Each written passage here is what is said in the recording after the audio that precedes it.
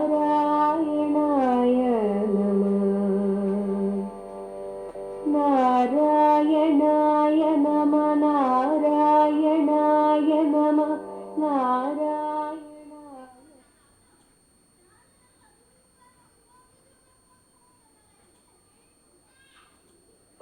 നത്താരിൽ Manene മണാളൻ പുരാണ പുരുഷൻ ഭക്തവത്സലനന്ദാദിഹീനനബി ചിത്തത്തിലച്യുത കളിപ്പന്തലിട്ടു വിളയാടിടുകൻ മനസി നാരായണായ നമഃ.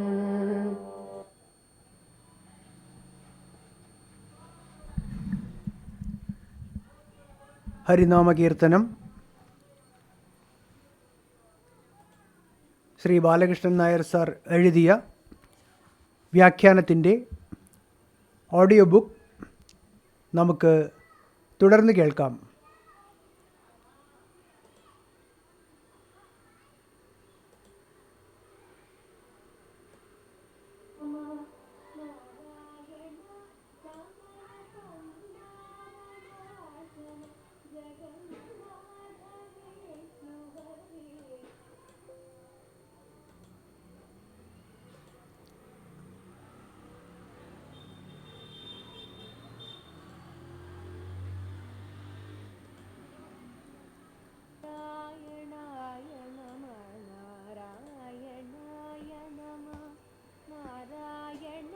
എട്ടാം പദ്യം.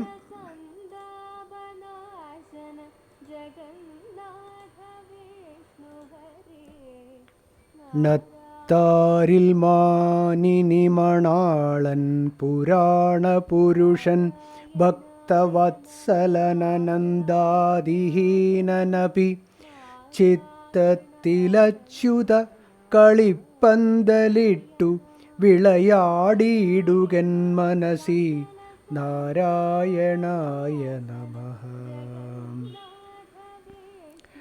നത്താരിൽ മാനിനി മണാളൻ, നല്ല പൂവിൽ പിറന്നവളായ, അതായത് പൂമാതാവായ ലക്ഷ്മിയുടെ പ്രിയതമനും പുരാണപുരുഷൻ പണ്ടേയുള്ളവനും ഭക്തവത്സലൻ ഭക്തജനങ്ങളിൽ അതിയായ വാത്സല്യമുള്ളവനുമായ ഭഗവാൻ അനന്താദിഹീനനബി, അന്തവും ആദിയുമില്ലാത്തവനാണെങ്കിലും ഹേ അച്യുത, സ്വരൂപത്തിനൊരിക്കലും മാറ്റമില്ലാതെ വിളങ്ങുന്ന അങ്ങ് ചിത്തത്തിൽ, ഹൃദയത്തിൽ കളിപ്പന്തലിട്ട്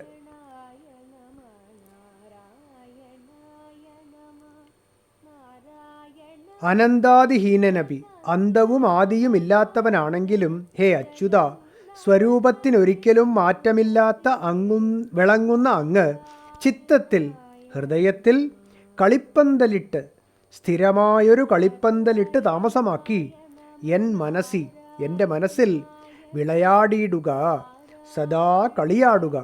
നാരായണായ നമഃ, നാരായണനായിക്കൊണ്ട് നമസ്കാരം.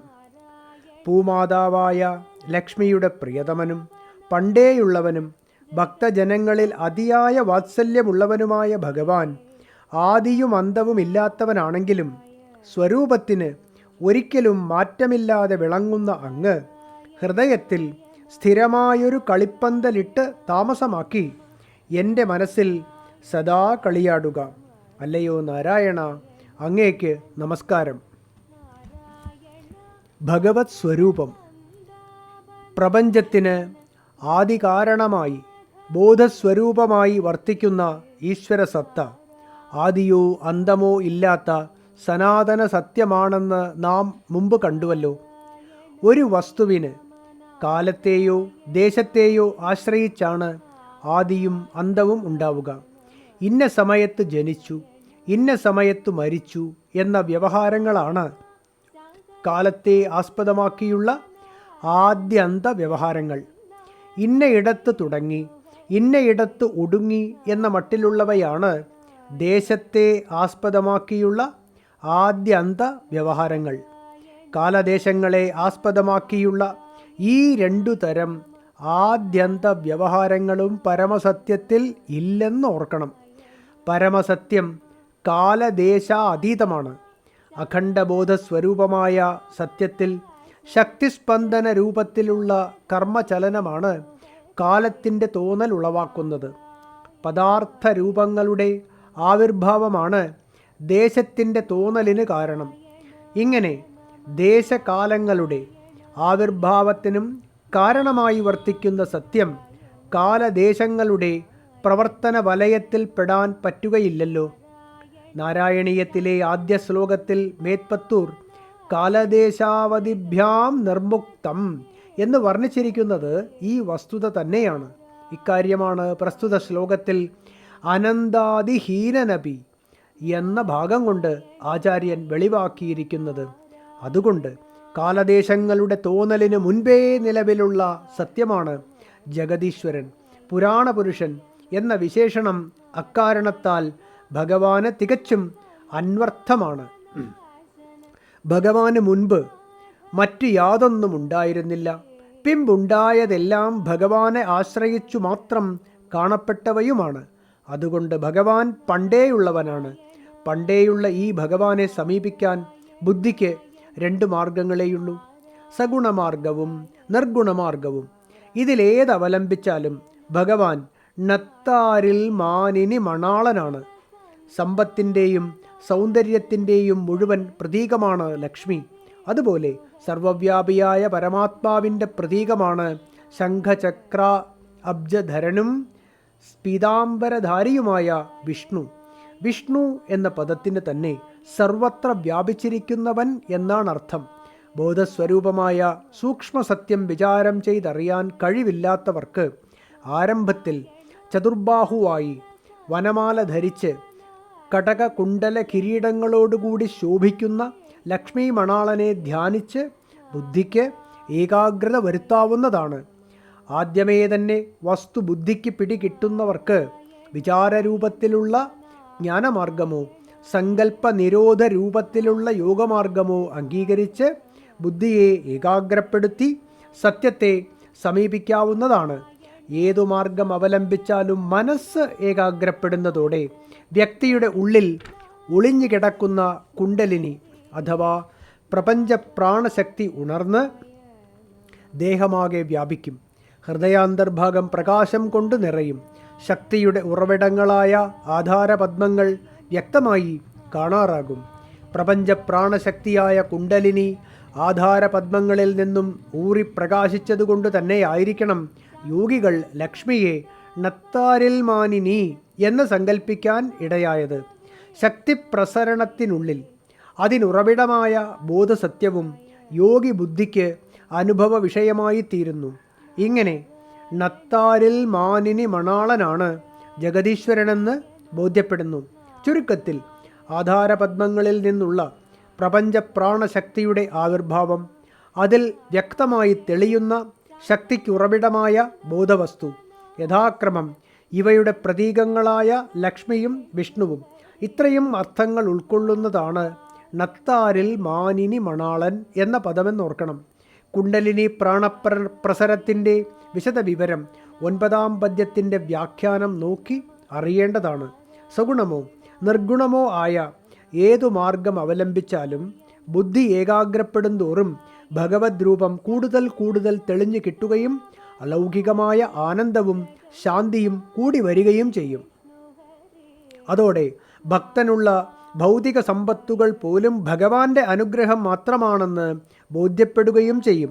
ജീവിതം ദിനം പ്രതി ധന്യധന്യമായി തീരുന്നു എന്നനുഭവിക്കാനും കഴിയും. ഇക്കാരണത്താലാണ് മറ്റു സത്യദർശികളെ പിന്തുടർന്ന് എഴുത്തച്ഛനും ഭഗവാനെ ഭക്തവത്സലൻ എന്ന് വിശേഷിപ്പിച്ചിരിക്കുന്നത്. സഗുണമോ നിർഗുണമോ ആയ ഭക്തിയെ അവലംബിച്ച് തന്നെ സമീപിക്കുന്നവരിൽ വാത്സല്യം ചൊരിഞ്ഞ് അവരുടെ ജീവിതത്തെ ധന്യമാക്കി തീർക്കുന്നവൻ എന്ന് താത്പര്യം. ചിത്തത്തിൽ കളിപ്പന്തലിട്ട് മനസ്സിൽ വിളയാടിയിടുക. ഈശ്വരൻ സർവവ്യാപിയാണ്. അതുകൊണ്ട് തന്നെ ഭഗവാൻ എല്ലാ ജീവശരീരങ്ങളുടെയും ഉള്ളിൽ സദാ കുടികൊള്ളുന്നു. ഒരിക്കലും അവിടെ നിന്നും വിട്ടുപോകുന്നില്ല. ഒരിക്കലും സ്വരൂപത്തിന് കേടുപറ്റാത്തവനായതുകൊണ്ടാണ് ആചാര്യൻ ഭഗവാനെ അച്യുത എന്ന് സംബോധന ചെയ്തിരിക്കുന്നതും. ച്യുതി കേടുപറ്റൽ, അതില്ലാത്തവനാണ് അച്യുതൻ. അപ്പോൾ ഒരു കേടും പറ്റാതെ ഉള്ളിൽ സദാ കുടികൊള്ളുന്ന ഭഗവാനെ ആർക്കു വേണമെങ്കിലും അങ്ങോട്ട് തിരിഞ്ഞു നോക്കി കണ്ടെത്താവുന്നതാണ്. ഇങ്ങനെ ഭഗവാനെ കണ്ടെത്താൻ ഒരാൾ പ്രധാനമായി 2 കാര്യങ്ങളാണ് അനുഷ്ഠിക്കേണ്ടത്. ഉള്ളിൽ ബോധാനന്ദ സ്വരൂപനായ ജഗദീശ്വരൻ വിട്ടുപോകാതെ ഇരിക്കുന്നു എന്ന് സദാ ഓർമ്മിക്കുക. ജീവിതത്തിൻ്റെ അന്തിമ ലക്ഷ്യം ആ ഭഗവാനെ കണ്ടെത്തുകയാണെന്നും സ്മരിക്കുക. ഈ നിരന്തര സ്മരണ നിലനിർത്തുന്നത് ചിത്തത്തിൻ്റെ ജോലിയാണ്. ഇതത്രേ അവധാരണം. ഇതിനെ ഭാവനാമയമായ ഭാഷയിൽ പ്രതിപാദിച്ചിരിക്കുകയാണ് ആചാര്യൻ. ചിത്തത്തിൽ അച്യുത കളിപ്പന്തലിട്ട് എന്ന ഭാഗം കൊണ്ട്. അന്തഃകരണം പ്രവർത്തന ഭേദമനുസരിച്ച് മനസ്സ്, ബുദ്ധി, അഹങ്കാരം, ചിത്തം എന്ന് 4ആയി തിരിയുന്നു. വിവിധ ലോകസങ്കല്പങ്ങളിൽ പെട്ടു തിരിയുന്നതാണ് മനസ്സിൻ്റെ ജോലി. തീരുമാനമെടുക്കുന്ന അന്തഃകരണ അംശമാണ് ബുദ്ധി. അഭിമാനിക്കുന്നത് അഹങ്കാരം. അവധാരണമാണ് ചിത്തത്തിൻ്റെ പ്രവർത്തനം. ഇതാണ് വ്യവസ്ഥ. കളിക്കാൻ പന്തലിട്ടു കഴിഞ്ഞാൽ പിന്നെ കളി പന്തലിനുള്ളിലും അതിന് ചുറ്റുമായി ഒതുങ്ങി നിന്നുകൊള്ളുമല്ലോ. ഭഗവാൻ ഉള്ളിലിരിക്കുന്നുവെന്നും ഭഗവത് സ്മരണ ഒരിക്കലും വിട്ടുപോകരുതെന്നും ചിത്തം സ്മരിക്കുമെങ്കിൽ ആ സ്മരണയുടെ പശ്ചാത്തലത്തിൽ വിവിധ ലോകസങ്കല്പങ്ങളിലൂടെ ആ ജീവിതയാത്ര തുടരാൻ പ്രയാസമില്ല. ഒരിക്കൽ കൂടി വായിക്കാം. ഭഗവാൻ ഉള്ളിലിരിക്കുന്നുവെന്നും ഭഗവത് സ്മരണ ഒരിക്കലും വിട്ടുപോകരുതെന്നും ചിത്തം സ്മരിക്കുമെങ്കിൽ ആ സ്മരണയുടെ പശ്ചാത്തലത്തിൽ വിവിധ ലോകസങ്കല്പങ്ങളിലൂടെ ജീവിതയാത്ര തുടരാൻ പ്രയാസമില്ല. ഭഗവാനെ മറന്ന് ലോകസങ്കല്പങ്ങളിൽ പെട്ടുപോയാലേ പേടിക്കാനുള്ളൂ. ഭഗവാനെ സദാ ഓർമ്മിച്ചുകൊണ്ട് തന്നെ വിവിധ ലോകസങ്കല്പങ്ങളെ ഉപലാളിക്കാൻ എൻ്റെ മനസ്സിന് കഴിവുണ്ടാകണമെന്നാണ് വിളയാടിയിടുകൻ മനസ്സി എന്ന ഭാഗം കൊണ്ട് ആവശ്യപ്പെട്ടിരിക്കുന്നത്. ചിത്തം കൊണ്ട് സദാ ഭഗവാനെ സ്മരിക്കാനും ആ സ്മരണയുടെ പശ്ചാത്തലത്തിൽ വിവിധ സങ്കല്പങ്ങളിലൂടെ ലോകത്ത് വ്യവഹരിക്കാനും കഴിയണമെന്ന് ചുരുക്കം. ഏതാണ്ട് ഇതേ ആശയം തന്നെ ഭഗവാൻ ഗീതയിൽ അർജുനന് ഉപദേശിക്കുന്നത് നോക്കുക. ഭഗവത്ഗീത 12-ാം അധ്യായം 8-ാം ശ്ലോകം. മയ്യേവ മന ആധത്സ്വ മയി ബുദ്ധിം നിവേശയ നിവസിഷ്യസി മയ്യേവ അത ഊർധ്വം ന സംശയ. മനസ്സ് എന്നിൽ അർപ്പിക്കൂ, ബുദ്ധി എന്നിൽ ഉറപ്പിക്കൂ. ഇത് രണ്ടുമായാൽ വിട്ടുപോകാതെ എന്നിൽ തന്നെ സ്ഥിതി ചെയ്യും, സംശയമേ വേണ്ട. എഴുത്തച്ഛൻ ഗീതയിലെ ബുദ്ധിക്കു പകരം ചിത്തത്തെ സ്വീകരിച്ചു എന്നേയുള്ളൂ. പ്രസ്തുത ഹരിനാമകീർത്തന ശ്ലോകത്തിൽ എൻ മനസ്സി എന്ന പരമ്പരാപ്രസിദ്ധമായ പാഠം ഉപേക്ഷിച്ച് മറ്റൊരു പാഠം സ്വീകരിക്കുന്നത് ഉചിതമായിരിക്കുമെന്ന് തോന്നുന്നില്ല. പൂമാതിൻ്റെ പതിയായ വിഷ്ണുവിൻ്റെ സഗുണോപാസനയിൽ പൂമാതാവിൻ്റെ പതിയായ വിഷ്ണുവിൻ്റെ സഗുണോപാസനയിൽ തുടങ്ങി ആനന്ദഘനമായ വസ്തുവിൽ എത്തിച്ചേരാനുള്ള ഉപായമാണ് 8-ാം പദ്യത്തിൽ വിവരിച്ചത്. വിഷ്ണു സത്വഗുണമൂർത്തിയാണ്. അതുകൊണ്ട് വിഷ്ണുഭക്തി സാത്വിക ഭക്തിയാണ്. മനുഷ്യഹൃദയം സത്യോന്മുഖമായി പാകപ്പെടുത്താൻ ഏറ്റവും പറ്റിയത് സാത്വിക ഭക്തിയാണെന്നത്രേ ഭാഗവത മതം. എന്നാൽ ചിലർ ഭക്തിമാർഗത്തിന് ആരംഭത്തിലത്ര പ്രാധാന്യം നൽകാതെ സങ്കല്പ നിരോധ രൂപത്തിലുള്ള രാജയോഗം തന്നെ ആരംഭം മുതലേ അഭ്യസിച്ചു തുടങ്ങുന്നു. അവർക്ക് മനസ്സ് ഏകാഗ്രപ്പെട്ട് സങ്കല്പങ്ങൾ നിരോധോന്മുഖങ്ങളാകുന്നതോടെ കുണ്ടലിനി പ്രാണശക്തി ഉണർന്ന് വർണ്ണശബളിമയോടെ വിവിധ തരത്തിലുള്ള പ്രത്യക്ഷ അനുഭവങ്ങൾ ഉളവാക്കുന്നു. രാജയോഗാഭ്യാസം കൊണ്ടുണ്ടാകുന്ന ഈ അനുഭവ വൈവിധ്യത്തിൻ്റെ ഒരു സംഗ്രഹ വിവരണമാണ് 9-ാം പദ്യം. Audio book തുടരുന്നതാണ്.